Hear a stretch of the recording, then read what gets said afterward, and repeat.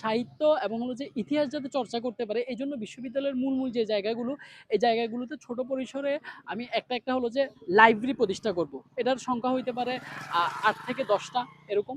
এবং আমাদের যারা ফ্রেশার প্রতি বছর যেই বিশ্ববিদ্যালয়ের শিক্ষার্থী যারা ফ্রেশার তারা ভাষা শিক্ষার জন্য উদগ্রীব থাকে বিভিন্ন ভাষা। তো এই ক্ষেত্রে দেখা যায় আমাদের বিশ্ববিদ্যালয়ের যে আইএমএল যে ডিপার্টমেন্টটা ওই ডিপার্টমেন্টটা সংস্কার করা সময়ের দাবি। কারণ তাদের যে গতানুগতিক যে ধারা সেই জিনিসগুলো দেখা যায় ১ বছরের একটা কোর্স তারা হলো যে মানে ঐরকমভাবে শিক্ষার্থীদেরকে ঐরকমভাবে ইনপুট দেয় না। ওইজন্য বছর শেষে তারা দেখা যায় আউটপুট হিসেবে একটা সার্টিফিকেট পায়। কিন্তু সার্টিফিকেটটা কিন্তু হলো যে ঐরকমভাবে ভ্যালু হয় না। তো ওই ক্ষেত্রে আমার যেই মতামত এই ডিপার্টমেন্টে সংস্কার করে এটার কোর্সটা ৩ মাস, ৬ মাস, ১২ মাসে চালু করা যায়। আমার যে একটা উদ্দেশ্য আগামীর নতুন ক্যাম্পাস বিনির্মিত হোক স্বচ্ছতা, জবাবদিহিতা এবং দায়বদ্ধতায়। যার মূল উদ্দেশ্যটাই হলো সাধারণ শিক্ষার্থীদের দুঃখ দুর্দশা লাঘব করে তাদের কণ্ঠস্বর হয়ে ওঠা।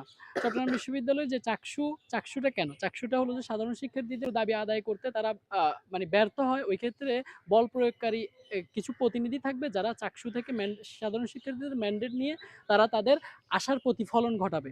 তো সেই জন্য আমি হলো যে কোনো প্যানেল অথবা হলো যে কোনো পলিটিক্যাল কোনো দলের সাথে সম্পৃক্ত না হয়ে আমি স্বতন্ত্রভাবে নির্বাচন করতে মানে আগ্রহী হয়েছি, যেটার মাধ্যমে কোনো পলিটিক্যাল দলের যাতে কোনো একটা প্রভাব, হিডেন একটা প্রভাব না থাকে। আমি আমার স্বাধীনভাবে যাতে শিক্ষার্থীদের পক্ষের কথাগুলো হলো যে তুলে ধরতে পারি, এই জন্যই আমি স্বতন্ত্র থেকে নির্বাচন করা।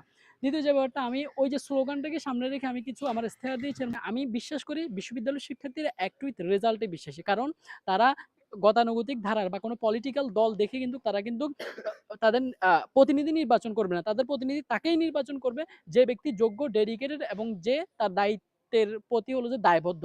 আমার বিগত সালের যে কার্যক্রমগুলো, এই কার্যক্রমগুলো দেখে শিক্ষার্থীরা যদি মনে করে আমি আমার কার্যক্রমের প্রতি দায়বদ্ধ এবং তাদের অধিকার আদায়ের জন্য কার্যক্রম করতে পারবো। ইয়াসিন আরাফাত আসন্ন কেন্দ্রীয় চাকসু নির্বাচনে এজিএস পদপ্রার্থী।